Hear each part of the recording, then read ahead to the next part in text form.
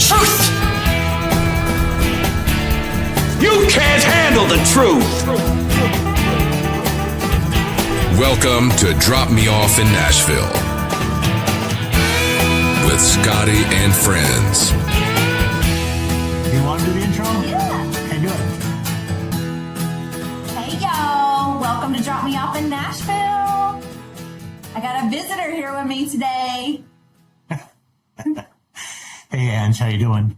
Doing great. How are you? Look at this set. I know. Isn't it fantastic? It's unbelievable. I never would have dreamed that we would get to this point. Never. Yeah, but tell them what point we're at. Well, we got over 7,000 listeners at this point. Yeah, but that's not the big deal. You might tell all of it? Yeah, get to it. Okay. Some pretty cool news today. We ended up, as you guys know, when we started this thing, we started out with Sebastian Roberts, and he was with us the first season, and then season Almost two. the first season. Yep, and then we started season 2, and some things changed, and then we got into season 3, and about halfway through season 3, things started to really get rolling. I mean, rolling.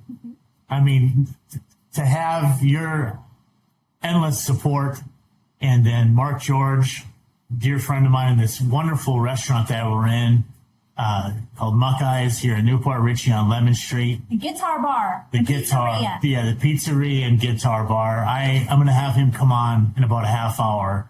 I have him scheduled that he's going to join us. Okay, so that'll be great. Okay.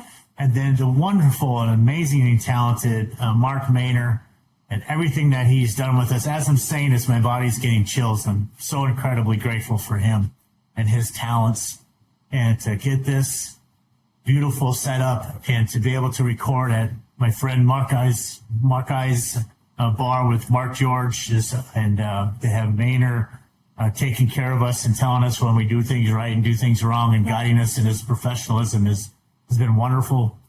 And then to have our own television channel on Roku and Fire TV. And what channel is it? 312. 312. All you do is go to Roku or Fire TV, go to the search bar, type in Drop Me Off in Nashville. Or you can just push your little microphone button now and say, do it, and it'll bring it up, you guys. It's 350 million homes that we're in. We have a bunch of different categories, I should say, inside of Drop Me Off in Nashville. One of them is obviously the podcast. Okay. And why I'm showing these logos is that's how you find it, but it's very well detailed in there. It literally will say podcast, and now it's going to show each show how we start. So they'll click into the podcast, and then you'll be able to look at whoever's on there. Like they'll see you, and if they want to watch the Angie show or my guest right is now, I'm number 2. Come on, guys. in the ratings. In the ratings. Well, we'll get into that. Then obviously we all know that I have a film that I've been working on called Prisoner Life that will live on this channel as well. I'm really excited about this movie. I've worked 4 years on this thing. Yeah. So we need to get it out. And then maybe it'll save some kids' lives. Yeah, that's the whole thing. And then I don't know any other way to do things but the right way. So anytime I feel like I have success, I always share it with everybody around me, no matter what. Like I talked to you guys about, Mark Maynor is an incredible talent.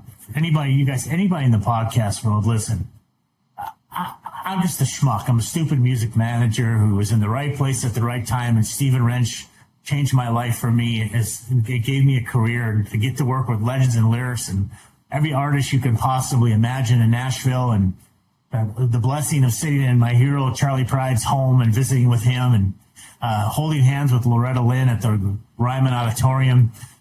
Just so many different things that I've been able to do, and having Michael Gillis next week up in New York for a showcase in front of every label and publishing company around the country is absolutely a gift from God. And I feel very blessed to be involved in all of that. So I did this little channel for Mark Maynor that I think is going to be important. It's like all of his bumpers. He's so creative. And if you're going to do a podcast, please look him up and get a hold of him, because you guys can do this all remotely. He records all these amazing bumpers, all these commercials for you. Anything that you really want, he can help design that for you. And if you think it's cost tens and tens of thousands of dollars, you're mistaken. He's very fair priced, and he's very helpful, and he's very understanding what your needs is, highly professional. Then I'm also going to do something pretty cool, and it was inspired by my friend Mark George, who owns the songwriting bar Muckeyes here in Newport Richie. He's labeling it the Nashville South, on the river. He'll explain all that. He's much better at it than I am. But I'm literally going to dedicate to you songwriters out there a place where you can put your stuff. Send it in. Just make sure it's copywritten. Do your due diligence to make sure that it can go up. You got to do right. Yeah, and if you don't do right, I can't put it up because I want to protect you. Let's say your song goes viral and you don't have it copywritten, it's not registered, you don't have a distributor, and all this stuff is free. You just got to do it. Look it up. There's this thing now called Chat GPT. It'll tell you exactly step by step what to do, how to copyright your stuff. But send me your songs. Just drop me off in Nashville at gmail.com. We'll go through them. We're not looking for certain genres. We're looking for music that matters. And if it's something that'll fit, we're going to put it up for you, and you can have your song on television, which is pretty neat. Yeah. I don't need video. Just a good old MP3 would be more than fine. We'll write a little description about it, who you are on there and how they can contact you. It's just another format for you guys. Being in the music industry as long as I have, the hardest thing is getting your stuff out. And I get it. There's TikTok and there's all these different formats that we have. But at the same time, this is something that you don't have to pay a bunch of money to do. And my biggest thing is just make sure you do it right. Scottie is the connect the dotty dude.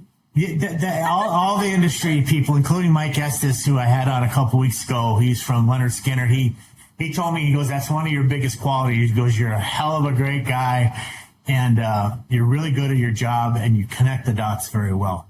If somebody else can win because of what I've done, I find that more important. I'm not looking for a handout, because I did something for Michael Peterson this week.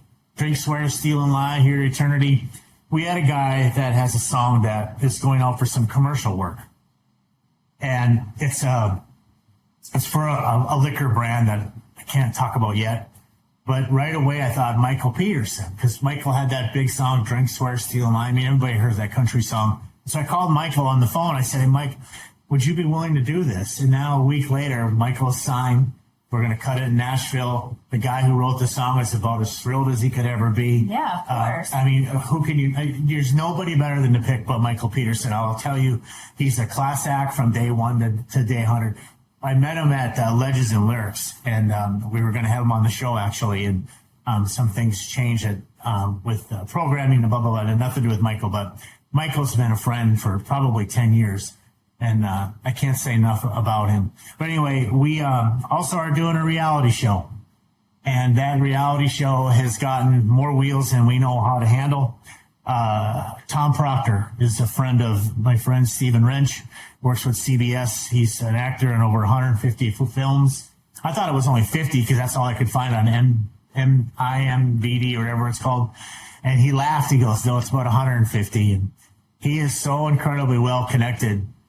I remember it was a couple weeks ago, I was in Nashville, and it was 6 o'clock in the morning, and he's already working on Drop Me Off in Nashville. And Steve calls me, and he goes, I need you to get on the computer. I said, I'm in bed. He said, get your ass out of the computer. Tom's on the line. So I got my ass out of the computer because Tom was on the line. And not because if Tom heard me talking to him like this, which he's probably going to see this because I'm going to tell him about it, he's never wanted to be treated like that. He's a very well-connected, very smart guy. But what's something about Tom is that if he says it, he does it. Yeah. And that's a quality that I gravitate to. I love those type of people. It's not lip service. Yeah. And so we shot a sizzle, Drop Me Off in Nashville reality show, and we didn't do it all right. We made a lot of mistakes, and Tom was kind enough to say, you made some mistakes, but this is how we're going to fix them. And that's when you kind of go, I'm with the right guys. I'm with the right people. Yeah. They see the vision. He's willing to help. And the great thing about it is he was on the ABC show Nashville that was on for many, many years and got sold, I think, to Netflix. But anyway, he was on that show. And one of the scenes in there, he was playing the producer or the engineer, or whatever it was, and there was a guitar in the room, and that's a prop, and you're not supposed to touch any of that stuff. Tom picked it up anyway and started playing it. And somebody from a very, very famous band, from a very, very, very famous, world-known artist, walked in the room, and they didn't say, "Why did you touch the guitar?" or anything. They said, "Is that your song?" oh, and he's like, "Yeah." And he goes, "Can you play it?" So they're playing, and then that led into this very, very famous guy's band, which I'm not going to say who it is. Said, "Let's do something together." And then right away, they tried to start taking his publishing, taking everything that they could get from him. Mm-hmm. And he's like, "This is what Drop Me Off in Nashville is. It's a bunch of shit, a bunch of people that are just trying to take from these kids." So he immediately got the of what we were doing. So he's been a gift. And so anyway, we started this podcast. Now we're 350 million homes. Hopefully we just get a small portion of you guys to click on. We're going to do a bunch of filming from Muckeyes. We're going to do live from here. When Mark comes on, we're going to talk about that. I don't have my sheets because when I originally announced this, I gave the sheets to the owner, Mark, already. And then the Troubadour Nashville, we'll do some filming on it there as well. Okay. And just a bunch going on. But we're pretty excited, and we'll continue on with this right after this, you guys. Hey. Hey! Hey, listen! Hey, don't go nowhere. We've got more coming at you. That's right, y'all. 3. Your guitar isn't just an instrument. It's your voice. Your soul. Your weapon. So don't let it dull out. Bring it to life with Doc Simon's Miracle Guitar Polish, the premium 4-ounce organic formula that restores, protects, and ignites your finish with a stage-ready shine. Safe for every guitar finish and fine wooden instrument. Zero junk, all tone. Whether you're shredding solos or strumming stories, this polish delivers pro-level results every time. Make your guitar look as good as it sounds. Doc Simon's Miracle Guitar Polish. Your secret weapon for shine, tone, and total respect. Get yours now at SlamoCustomGuitars.com. That's SLAMO CustomGuitars.com. Hey, welcome back to Drop Me Off in Nashville. Pretty cool, huh, Inch? yeah. That was a hell of an opening, huh? Yeah. Don't forget to breathe, baby. Don't forget to breathe, baby. So the doubters, I labeled this segment "The Doubters and the Assholes." Is that a little harsh? But Baby, I told you, don't be ugly. I won't be ugly, but I'll be truthful. Okay? I told you last night. You told me you were going to talk about something, and I said, don't be ugly. I won't be ugly. But sometimes when you give, you got to give back a little bit. Right? Just a little bit. You got to give back a little bit. You can't just be a taker. They give it to you. I mean, I'll give you a short rundown. Big, huge event went on. Me and Mark George, probably not proper grammar, right, guys? How do I say that? Mark George and I, be proper. Ain't nothing proper about put this thing together for these certain things that were going on, and it all happened because of what we did. I literally got on a plane and took care of the things because of what we did. I was pretty proud of what happened. Yeah. And what made me more proud was standing side stage yesterday with you and myself and Mark Maynard and Mark George and watching what we did go on. And there was a bunch of accolades that were given out. And I was proud of what happened. So it's pretty cool. I wish I could go into more detail, but I won't, even though I really want to, because my wife said I can. So I won't do that. But it's going to be a pretty successful thing, I think, all around when we start getting into this podcast a little bit more and more now that we're on live on video and everything else. Don't you think? Yeah. Yeah. So when we got this thing started, it was tough. You know, I was getting guests together, and now I can't keep up with the emails of people that want to be on. Yeah. And the funny thing is we do a lot of our filming here in Florida, right, Ange? And then I also use John Albany up in Nashville. Amazing studio, you guys. Albany's place is great. Look him up. John Albany, Sonic Eden Studios. Fair price, great work, amazing guy. But so anything we do there won't be live. It'll still be just film audio only. But everything we do down in here in Newport Richey with Mark Mayer and Mark George will be all video, which will be pretty fun. We're excited for that. What do you think about all this podcast stuff going on? You didn't sign up for any of this mess? No, I did not. I am more of a behind the scenes support my man role, but here I am. Well, you got to come on for your number 2 in the ratings, right? Yeah, I'm going for number 1. What you talking about? Yeah, people got to at least see who you are. Yeah. Yeah, I mean. Oh, no, they don't need to see who I am. Yeah, if you want to do something like this, you just gotta start.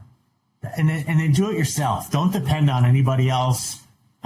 Look it up. Just do it. Because everybody's going to tell you every reason why you can't, or they're going to piss on your dream. I literally believe that if you want to do something like this, just start and then let it grow organically. Like there's some shows where we barely have anybody that clicked on, but that's okay because the next one we had thousands click on. Yeah. And it was really hard when you first started. It's hard. Yeah, but like you said, if you're going to do it, you can only depend on yourself to do it. You can't depend on anybody else. And on anybody else. But the funny thing is sometimes when you get into those modes, like it's a fault or it's a blessing or a curse. I'm not sure how you want to label it. When I have any kind of success, I want to share it. I want to go, hey, come along. Like, I want to call Frankie and say, Frankie, fly to New York with me and sit in the room with these people. So, Frankie, you could see exactly what goes on and what you're up against. Yeah. Anybody deserves it. Frankie does. I just want you to come, be a fly. I'll label you as my assistant. You won't have any trouble. I'll walk you in every room. You can talk to anybody you want to. Don't pitch any of your stuff, but learn. Just sit there and learn and see what's going to happen when you get to this level. Yeah. And I think those things are important because you get to Nashville, you're not going to get in a room like that unless you're really, really lucky or you're really, really good or you know somebody that can get you there. But you have to, if you know that you're preparing for that, like I could say, Frankie, you see what's going to happen. I'm giving you a gift on a silver platter. Yeah. Just come and watch. Yeah. But you did that before as well. For many people. And they pissed on it. Yes. Yeah. So there you go. Yeah. I've been burned for sure. And I think I have nobody else but myself to blame because I have to maybe judge my giving better. Maybe. Like I said, I don't know if it's a blessing or a curse.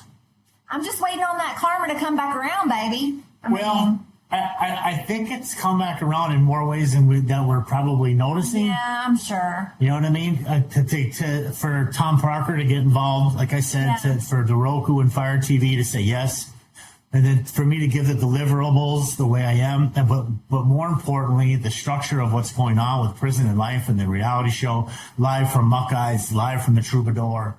All these things that the world may not ever get to Nashville or the Little River on the South down here and be able to see this kind of at venues like these songwriting venues. It's pretty special, I would think. It's Little Nashville on the River. Little Nashville on the River, right? Is that how it goes? Yeah. We'll get Mark George in here as soon as he gets over, and he'll get into that and explain it a little bit more detailed for you because I want to talk about his menu. I mean, he brought us to that private event. Remember that a couple weeks ago? And he got up and played. Yeah. And he's a damn good songwriter. Yeah. I mean, he was picking that. I was sitting right up front next to him, and I was watching, and, you know, my dumbass ignorant self, I start going, oh, here we go again. I gotta listen to this shit. And then he grabbed that guitar and I went, wow, man, it's really talented. He really knows what he's doing. And he was great with his storytelling and how he was told going to the go. story of how this place evolved. The vision that he has in his head is second to none. I mean, I am really, really happy for him and his family. Yeah. It's going to be great. The food, yeah, I want to keep talking about it because we'll wait till we get him in here. So, like I said, we talked about the network talks, and we'll see if we can get that thing closed. I think we're going to have to be doing some more reshoots on the reality show, which is great for me because that means that I need to learn more, which is exactly what you should try to do, right? And we'll take that from there. You can always learn more. Yeah, what I want to do, I want to talk to Mark again. As soon as he gets here, we'll bring him in here. But I talked to Mark Maynard. See, there's two Marks. Mark Maynard is the producer, and I said, I want to get these microphones, and I want to mic everybody. I start getting some audio and video of the camera set up in the different areas and just see how things go down. There's this waitress that they're bringing over. Her name is Ginny. I tell you, that woman is a ball of fire, and I would love to be able to mic her. Don't you think that she would? That woman, her brain does not stop. She is all character to me. I could make her a star. She is all character, don't you think? Yeah, Scott told me yesterday, AG, she can ask the question and answer all in one. And I love her for that because she is a character. I just got to talk to Mark George about it to see if we can get this figured out because the uniforms that he's doing with these ladies and the atmosphere in here. And anyway, it's going to be cool. So the network stuff is cool. We talked about Michael Gillis. Oh my gosh. A little bit about Michael Gillis. Gosh. Yeah. I'm going to say this very vague. I fly in Monday. I have a huge meeting about Michael on Tuesday, but the showcase isn't till Wednesday. So what's going to happen on Tuesday, in my mind, is probably bigger than the showcase. Bigger than what's going to happen on Wednesday. I honestly believe it. And I had a call with Michael a couple of days ago. He was I don't want to say upset, but he was concerned about some stuff, questioning some things, all the things that an artist and a good boss would do. He did all that. But then I finally stopped him and I wanted to get him to laugh. And I said, Michael, almost 2 years ago, nobody even knew who you were. And in that short of time, you had 3 Billboard hits. You did that on your own. No label. You did that. Yeah. He's the artist. No one else can do that. That is an accomplishment in itself. And now to have this, and then he started to laugh, like his Michael laugh, like when I was down in Miami with him, that laugh that he has. And he started going, he repeated it like 6 or 7 times. He says, Steven, if we pull this off, he was talking to Steve, like the co-manager, he says, Steven, if we pull this off, can you believe it? And he just started like almost giggling. And it was so refreshing to hear him take that breath. Yeah. And I said, Michael, all you have to do now is knock your socks off, and you're going to do that. You're going to knock their socks off. Or knock their breeches off. Knock their breeches off. We'll be right back after this. Hold up now, quick pit stop. If you're enjoying the show, make sure you're following Drop Me Off in Nashville on Spotify, Apple Podcasts, iHeart, Amazon Music, and Audible. All them good places your mama listens when she's cleaning the house. All right, let's get back to the madness. Hey y'all, welcome back. Where were we? Where'd you go? I had to excuse myself and take care of some business. So our guest is finally here, and did you see him on the hallway? Yep, I saw him. Yeah, Mark George is here, so I want to bring him in. Hey, Mark, are you available? Can you come on? I heard him tuning up. I heard him tuning up, too. What's that? I don't go anywhere without my Mark.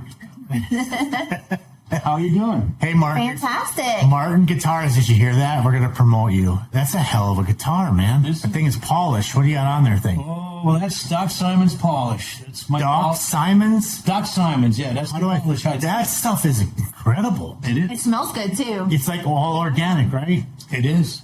You created that? Well, a bunch of musicians got together, that all friends of ours, and we used a local chemist here, Ron Simtak, and we worked on it for years to get the. We couldn't have silicone in it, couldn't have alcohol in it, because it'll on a good guitar that's not a poly guitar, but something with lacquer on it, it'll actually strip it. Gotcha. So if you have a really nice antique guitar or violin or something, so we created something with polymers, and we first used it. I remember my partner saying, he says, "Man, this is really good stuff." He said, "But it smells terrible." So we ended up working on the scent for a long time and got the scent right, and now it even smells good. Yeah, that's what I said. It smells good. A buddy of mine put it on his grand piano. He sent me photos. He said it looks unbelievable. It does, and this stuff is. Korg uses it. I shouldn't say that, but Korg does it. All the techs use it. Unfortunately, most guitar players don't clean their guitars. I wipe mine down every time I use it on the strings. But of course, I like really good guitars and really good wood. Right. So, hey, Angie, will you introduce this gentleman to everybody for me? This is Mr. Mark George. We're so glad to have met him and Mark Maynard. And this place that we're at is Muck Eyes, right? Muck Eyes. Have you eaten here before? Yes. And? It is fantastic. If you're ever in Newport Richey, you got to come on down to the Guitar Bar. that's right. What's it called, though? Their guitars and pizzeria? Pizzeria and Guitar Bar. Yeah, in Guitar Bar. What's some of the food that they have here? What have you had? The margarita pizza. What's your That was my favorite? Yeah, Chicago style pizza. Well, Detroit. Detroit. Is that true? That I think you're telling me the crust takes 17 hours or something. It has to No, we ferment it for 72 hours. 72 hours. That's why It was 72 hours. I was saying 17. that's the reason we built the cooler so high, because we have real chefs here at Muck Eyes, and they're as finicky as guitar players. Yeah. So somebody goes, you're gonna make hot dogs and hamburgers and pizza, and you immediately dismiss it. Not here. No. This stuff is. Not your average. Oh my gosh, heck no. But tell us about the food, Mark. How did you come up with this menu? Well, the menu is some of them is family recipes. The hot dog sauces, some of the pizzas, family recipes. But what I wanted to create here with Muck Eyes is not only a venue that was top-notch songwriters, something you can't find even in Nashville. I wanted to have a great food experience, because in Nashville you can't get good food at some of the great venues. They just don't have it. You're right. So I wanted to top that and make sure that the food and everything here is good. And You've done that. yeah, we've That done, hamburger melted in my mouth. oh yeah. Wings. Then there was blueberry and apple pie. Oh, yeah. That hot dog was to die for. hot dog What was that sauce on there? That's that our- secret sauce? That's our Texas Swedish sauce. Oh my gosh. That's an old family recipe. You're all over the map with the recipes. You need to bottle that stuff up and sell that shit. Well, yeah, you're about the fifth person that said, Oh my gosh. Should have time for that. now it's time for that. Actually, this place. Do you have a great staff of people that we know that you brought in? I only have the chef here. The executive chef is a culinary graduate of the Culinary Institute of America in New York. He was an executive chef at one of the youngest executive chefs at Disneyland or Disney World for a long time. Oh. And he decided to come on with me. We're good friends, and he's worked out really well. So did he take anything that you had visioned and be like, Well, oh, well, let's. My oldest son is a doctor, and he's also a chef. And the last 10 days when everybody was coming through, they were working together, and all the recipes they work together so they know what we expect. And, like everything else here, the building was built for songwriters. The insulation of the building, the design of the building, and the engineers that we had, Mark and I had over here testing it, it's perfect for what we're doing, and that's the way I want it. And it's the same with the food. And anybody that knows me realizes that I don't really do anything half-assed. No. I don't know half. No. Everything is, I'm going to say it, I'm going to do it, and yet that's who you are. That's what he said. Yeah, it took 5 years to with all the permitting and the building permits and to get it done. But it's very welcoming. I wish we could show you. We're going to give you a tour. Like I said, don't forget on the channel 312 Roku and Fire TV, you guys. There's actually a place there where it says live from Buckeyes. You're going to find this podcast on our podcast portion, and I'm also going to put it live from Buckeyes on there as well, just to kind of show you. And then eventually, I'll give you some kind of tour. We'll put mics on Mark and myself, and we'll kind of walk around. I've never asked you this, but I want to ask you this live, and you can tell me no, and I'm okay with that. But I really thought about micing a couple of your servers. Well, the servers I have, and you know them all because you mentioned Jenny, and Jenny, I know Jenny a long time, and Jenny is a fireball, and yes, not only that would be more than welcome, but you should also mic the chef because this is a real experience. It's not just a new. Everybody says to me, "Oh, but I'm not a songwriter. Could I come there?" And I'm like, "It's food. If you could be a foodie and come here, Yes, So as long as I can't write no song, but there's going to be. It's no different than any of the listening rooms in Bluebird or. The listening room in Nashville. You just come here and enjoy the music and respect the person that's playing, talk in between sets. And, right. We're going to be open for lunch and dinner. It's 11 to 9 during the week. And weekends. So we had some guests that came walking through here before the show started. And I saw you visiting backstage with them. And you were saying something about if there was an art gallery, you can bring your art gallery here. If you're a piano player, you can bring your piano and play. This is about art, not matter of just fact, music. I had a keyboard player here, a good friend of mine, Victor Martin, who's played with the Rockin' Rabbi all over the world. He's a Nashville guy. He brought his whole setup in here the other day as a one-man band because I wanted to test the room, and he was kind enough to do that. Yes, we want to be able to have keyboards in here, and this room is perfect for it. Also, we have outdoors, so there's 2 different sound systems, one inside, one outside, when we're finished. The outdoor's still under construction, but I'm all about the music. My son is all about the food, and it has to be a level that nobody's experienced anywhere that I know. Nashville, Austin, you can't find this. You can't find it. It's going to be the Bluebird feel as far as entertainment. Like maybe we could do, you could do you all week long, you audition, quote unquote, to be on the Sunday night show when.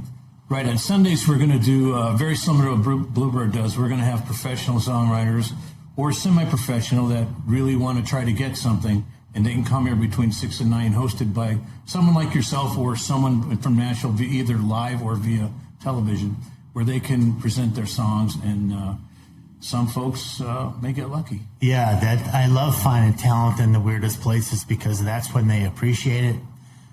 When they get calloused to music or they feel like they deserve it more than somebody else, it's no fun to work with that type of person. yeah. It's the ones that you pick out of the crowd. Let me give you an example. We have a friend, Liz, at the restaurant that we both frequent, Yes. and she is a songwriter. How did that story come about? Well, she didn't know she was a songwriter. I had just recorded a really personal song about a Marine from my hometown. I went to school with his mom, and my wife went to school with his dad, and he had been killed in Ukraine after serving many successful missions in Iraq, retired from the Marines, got a great job, just couldn't deal with it. He had to go back and do what he had to do. And so I went to Nashville, and I was invited to Nashville by a bunch of friends of mine up there, and that song got selected to be recorded, and Beth Nielsen Chapman did backgrounds on it. And so that's the story behind that. You know, it was it's just songwriting. Liz didn't know that she was talented, though, but when she told you about it, you were kind of like, wait a minute. What happened was I had recorded it, and they had sent me a file. It wasn't an MP3 file. I think Mark converted that for me. So it took a while to get it onto my iPad, and I was at First Watch.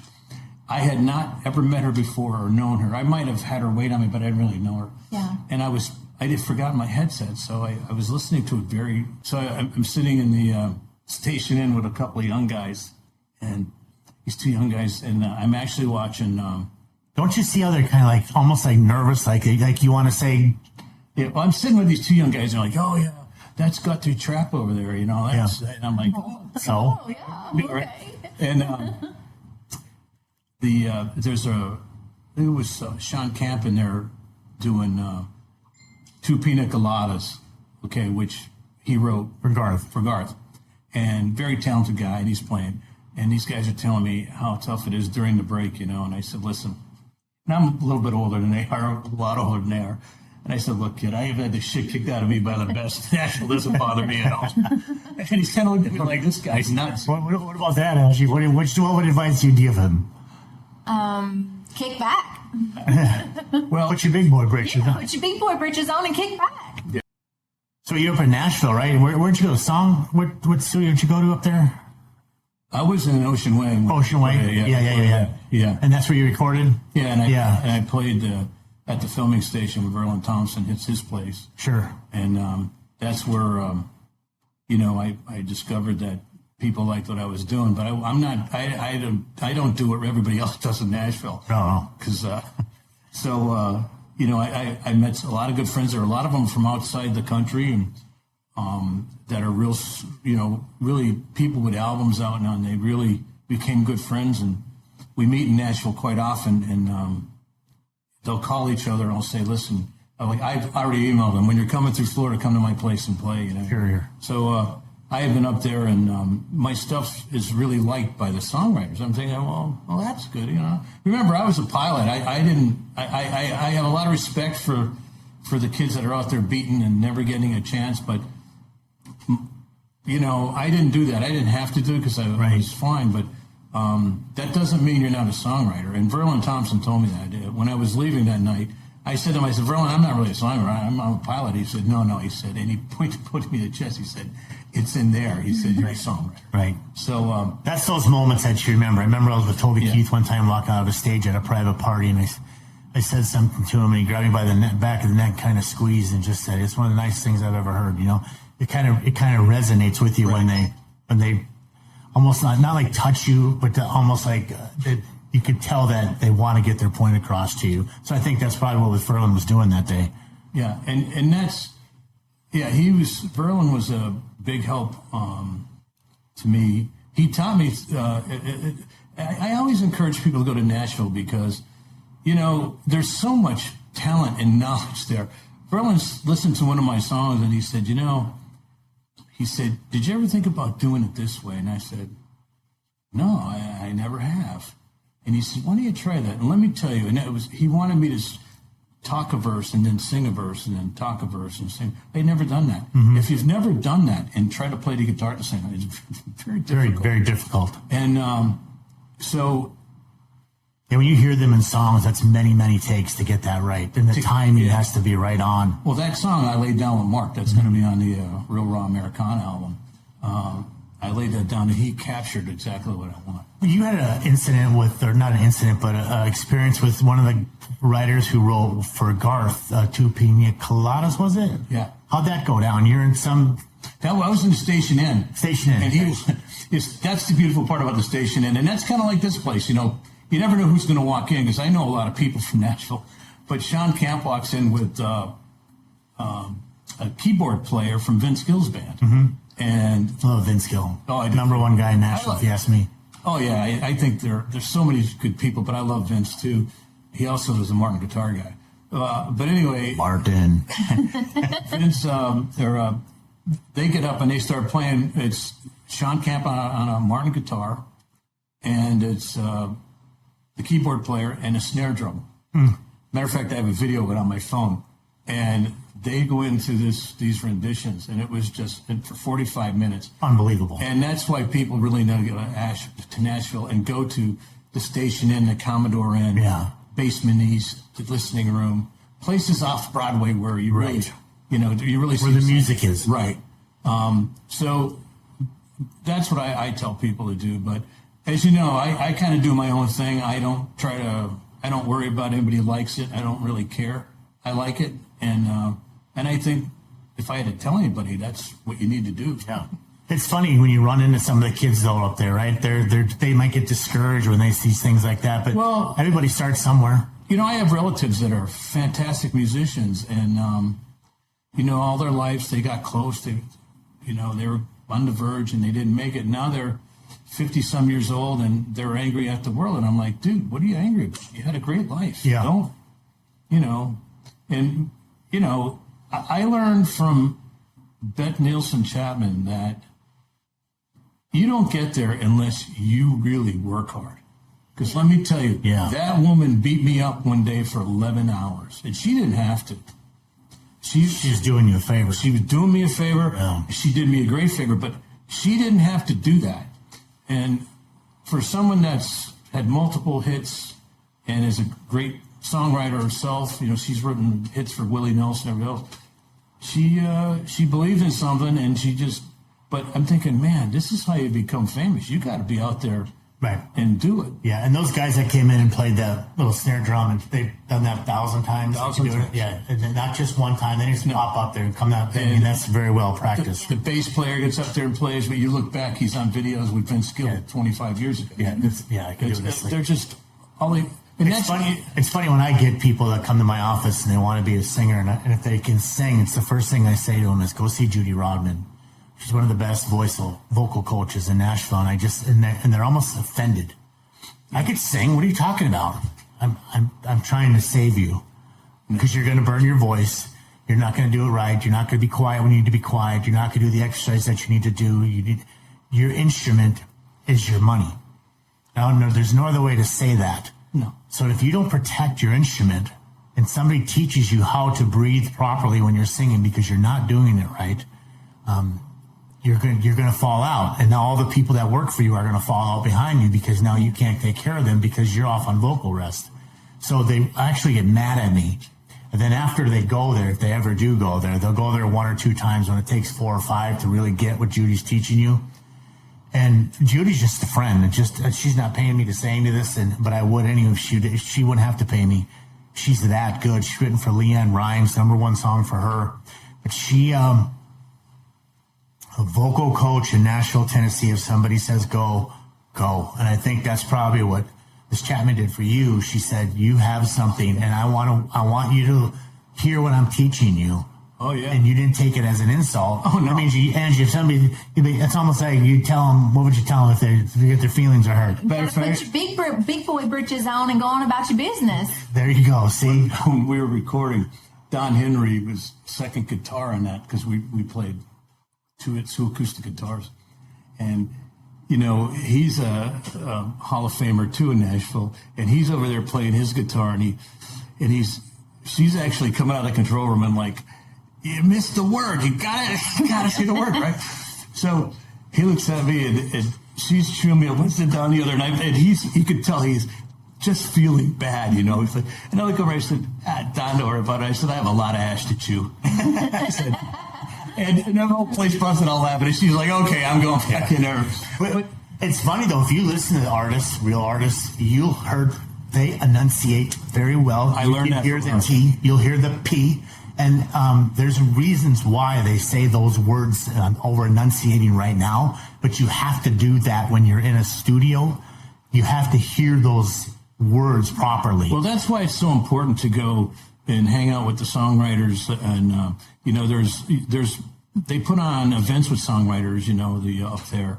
All the time. All the time. And you know, you might think they're expensive, but when you meet a real songwriter and a performer, an entertainer, they teach you things that you will never understand. No, you won't. And I, you know, I probably do everything wrong, but I'm willing to learn. Yeah, but that's half the ignorance of a lot of people. If you're willing to open up and listen to the people who are ahead of you, I think that's a very good quality in yourself. I think you need to look at that as a quality because that's how you grow. Well, Beth said to me, it was funny. She said, you know, you got this voice like Springsteen, but you're like Lazy Springsteen. And I started laughing. So that was my nickname, maybe Lazy Springsteen. That day. And, where'd you get that Martin? I had this Martin built for myself. You gonna hold that thing or you gonna pick that thing? Oh, we can pick that thing. Let me see it. Well, let's go back to Liz. Okay. So, as you know, Liz, like Ginny, they are hyper. They're super hyper. Yeah. So when I did the melody for that song, Morning. What is it kind of? Misty May Morning. Misty May Morning. Misty May mornings, my man used to be. As I look out to that barn where we used to play. That was her. I was sitting there drinking it was a misty May morning looking out the barn where we used to play. And that's the farm they lost. So that the song tells the story. This, what you just did, is what Muck Eyes in Newport Richie is going to be all That's about. what, yeah. Muck Eyes is about the original. You're not going to hear Brown Eyed Girl and Wagon Wheel here. Yeah. You're going to hear original stuff, original compositions. And a lot of people write in twos. I never did because I took the guitar with me when I was flying. I was always alone in a hotel room or sitting on a beach somewhere waiting for flight people back, and I would write and play. So I'm kind of like a solo writer. I have not really ever written with anybody. Actually, if you were considered it, her stuff would be the first stuff I've ever written with. Right. But that song, believe it or not, that's one of the songs I enjoy the most. Yeah, it's fun to play. Hey, we'll be right back after this. Some parts of Nashville are, should we say, a bit seedy? Oh, howdy, mister. You got an itch that needs scratching? I was just fetching a fresh pitcher of iced tea. I bet Scott and his friends know where they are. Stay tuned and find out. This is something that you may want to capture if it's okay with him. Okay?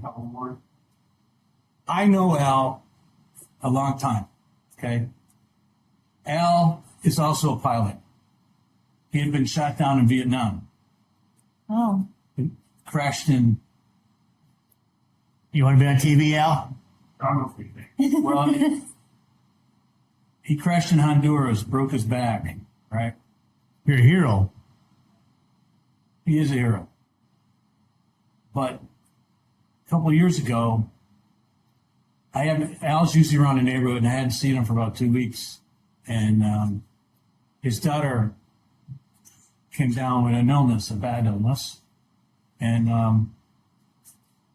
when somebody's family comes down with an illness, you don't know what to say, And it was one of those things. I don't know how many. It might have been. And he loves to hear my stuff. He loves music, right? So again, I woke up and I had this going through my head, and I'm thinking, wow. And I got to be honest with you, I didn't even want to write it. Hey, I'm Scott Collier, and you're listening to Drop Me Off in Nashville, podcasts with Scottie and Friends. Check us out. Hey, welcome back to Drop Me Off in Nashville. Songwriting can be pretty deep. Yeah. It can get very emotional. I have to bring this up. The gentleman doesn't want to be on film or his name used, but War Hero was just in our studio, and he came in to see his friend Mark George. Chills again. He was shot down, and Mark can kind of tell you the story in Honduras, broke his back. I never seen such a more humble man who came in and said what he said and then left. But we're going to get back to this, and I'm a little choked up about what I just experienced. Pretty cool, guys. Really, we just never know what's going to happen. We don't do a lot of editing. We try to keep this as organic as possible. I don't really like to go back and forth. I'd rather just, if we make a mistake, so what? If you guys are going to kill us for it, who cares? Move on. We got our big boy britches on, right, Ange? Yeah, we put our big boy britches on this We'll take morning. all the punches, and we're good with that. But moments like that in life is what life is all about. And bless his heart and songwriting. And you said that in the break, but I want you to tell the audience that what your friend said and did, has gone through, has inspired you to write a different song. Is that correct? No. When he walked in here, he, like myself, is a pilot, and he was shot down, took a 30 caliber bullet to the stomach in a helicopter in Vietnam. He spent his life in the military, and he was raised in Panama. and he speaks that language, and so he was based down in Honduras with the military, and his airplane crashed, and he broke his back, and took him 2 days to get medevaced out of the jungle and stuff like that. But anyway, him and I have a lot in common as far as flying, and became good friends. And as you see, a couple of years ago, his only child, his daughter, who's a beautiful girl, came down with a very bad form of cancer, and Fix that cancer shit. It's enough. We should be able to fix that. Let's fix it. we should be able to fix it. But It's 2026. and what do you say to someone that's child or comes down with it, or Yeah. anybody in the family? It's heartbreaking. So, as I said, I'm not a target writer, and I never choose to what I write, but songs got to be written. And this is what people don't understand. When they hear me tell, song has to be written, whether it's good or bad, the song has to be written. They don't understand. Mm-hmm. But he said to me, he said, my little girl, she's dying, and, you try to digest that in a conversation, and you go home. It might have been a year later. Again, I woke up, I remember exactly, it was about 4:00 in the morning, and I had these lyrics going through my head and this melody. That's the funny thing. The melody fits my lyrics. I don't know if my mind subconsciously does it. I don't really know. I'd like to go to Vanderbilt University. Somebody must have studied that at some point. Because, and I don't do drugs and I don't drink. So, and it starts telling the conversation. Story. Yeah, the conversation was he had been waiting for his daughter to call, and she didn't know how to tell her parents this diagnosis, and she called late last night. And all that, and the song is, it's really tough to listen to. Yeah. Of course, a lot of my stuff is because I don't know why, but that's how it comes. Very. But you just met the man. Yeah. That, Honored to meet him. yeah. I can't imagine getting that news. It's heartbreaking all around, right, Ange? I mean, Yes. the very thought is. She's still alive, right? You said she's still alive? She's still alive, yeah. And it's been 3 years or so now, and she's She's a fighter. a fighter, but and she's Moffitt Cancer Center has been doing great things here in Florida, and Is that where she's at? yeah. But I've heard that. I go back. I wrote that song, and he always, you got anything new? He loves to listen to it. And for a year, I couldn't tell him I wrote this song. I don't blame you. Right? And that same episode, that same recording session with Bette Nielsen, she said to me, you're not responsible. None of us, and she was talking about herself, not me. She said, I'm not responsible how people feel with my songs. And I realized, I get it. Like, that's another thing she taught me. Right. She said, I can't worry about how they feel. She said, It's not about that. it's not about that. And I never played like she did for live audiences all over the world. So I guess you get hardened to that. So I finally called them up one day and I said, hey, listen, I got to tell you something. I said, I don't choose. Trying to explain to them that I don't choose the song. I don't choose to write that song. Right. And luckily, him and his wife were Receptive. honored. Honored. And matter of fact, they all visited here with his daughter. And she loves live music. She goes to a place up in Jacksonville just like this. Right. But it's, Yeah. But that's what songwriting is. And that's what Muck Eyes is. That's what Muck Ice is going to be. So right next door to your place, you have a dear friend. Tell me about this gentleman that lives next door to you. Why shouldn't I say live next door to you? Well, practically, you two are here all the time. Mark Maynard, we're going to be doing an episode on... I got to get him on camera. He's been with us since day one, so hopefully I can get him... it's funny. Nice. We're going to be doing the Mark and Mark live from Muck Eyes, little city on the river, Nashville South, Newport Richie. So... That's going to be amazing. Yeah. When's that going to start? Very shortly, probably within the next week, we're going to be doing an episode here. But, Great. Mark came up with when I first knocked on his door. He's 50 feet away from you, right? Yeah, but when I bought this place. Skip and a jump. Skip and a jump. When I tell you this was a derelict property, it was a derelict property. And the reason I wanted to buy it, and I'm telling you, the windows were smashed. It was and it was for sale, right? And I looked inside and I said, the ceiling had been covered. So I kind of let myself in because there was nothing really securing me. And I crawled up in the ceiling and I saw this beautiful roof and this beautiful 1x10. And I called my architect and I said, listen, I need you to come up, and called the person had it for sale. And I had my architect, who's a young girl, up there, and we were measuring how high it is because I knew what I wanted. I wanted this open, and I wanted the industrial look like Nashville. And so when I did buy it, I went next door and I met Mark. He opened the door. He said, man, I thought he was going to hug me. He said, I am so glad to see you. He said, you know, I had people living in boats over here next to me. And I had drug addicts. He said, this was a meth lab, you know. So he decided, he picked the title for the first. It's From Meth Lab to Muck Eyes. That's our first episode. And that's going to be a good one. Yeah. What do you think of all that, Mark? Well, it's, like Mark said, I was glad to see him, and I didn't know at first what he was doing. But I told him, I said, man, when I bought my building 10 years ago, I had been here 3 weeks, and I was waiting for the internet company to come driving up, and I saw a vehicle, and I thought, that doesn't look like a utility vehicle, and it was a SWAT team. And they had vests on, they had dogs, they had the battering ram, and they knocked the door in, they took people out in cuffs. And I was like, what did I get into? And the guy said, yeah, it was a meth lab. We cleared it out. And they kept coming back, like roaches. And then it was homeless people living in boats, as Mark said, and it went on for years and years. And so finally it settled down a little bit. The building was abandoned. And then Mark came along and I said, I don't know what you're doing next door, but thank God you bought this building. And then I found out what he's doing, and I was like, oh, that's even better. Yeah, look at where it's at now. Can you believe this? I mean, This is incredible. Yeah. The great thing about it, Mark Maynard, is that they can come right over to your place and record. Yeah. Right from Muck Eyes. Yeah. And we just had a good friend of mine. I won't mention any names, but he's a Native American singer, 2-time Grammy Award winner. He just recorded in studio, visited me here, played this guitar because, and he's incredibly talented. He is very talented, yeah.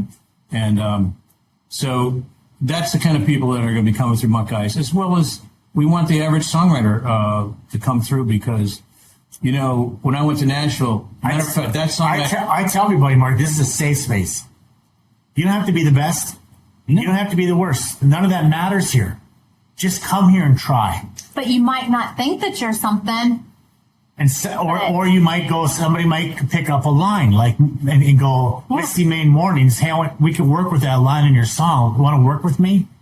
You don't know unless you come out and try. Well, like this song that I just played for you, that's never been recorded. I'm going to record it shortly with him, but I was reluctant to record it.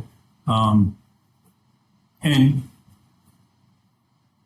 you probably never heard the one that, because it wasn't going to put on the album because the mother of the Marine doesn't even know I wrote that song. And I don't want to put that out there because somebody will sure tell her. Yeah. And I don't know if it would be painful.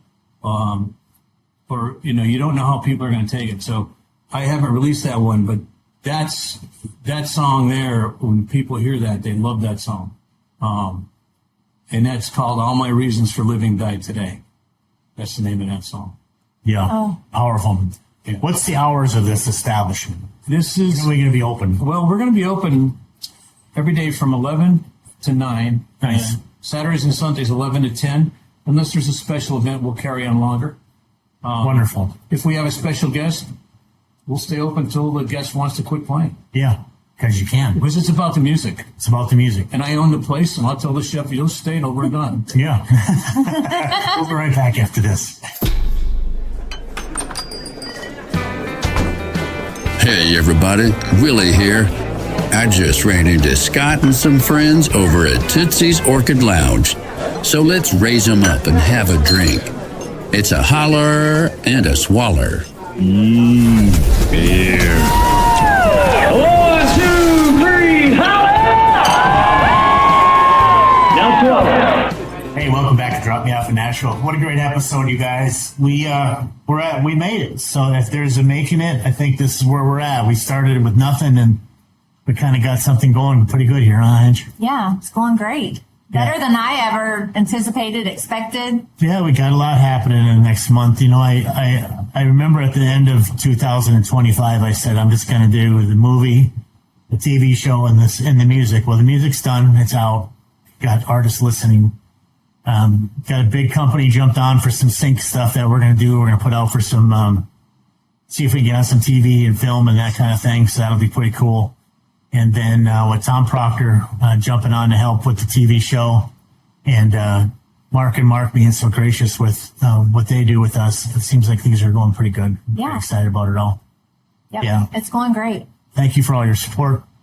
Of course. Mark George, thank you for everything you've done in my life. A good friend. Mark. Yeah, thanks for the invite. Mr. Mark Maynard, I don't know how I'll ever tell you thank you, but I appreciate you more than you know. I appreciate you too. It's a pleasure to work with you guys. Thank you, sir. We'll see y'all next time on Drop Me Off in Nashville. On our first show with the cameras.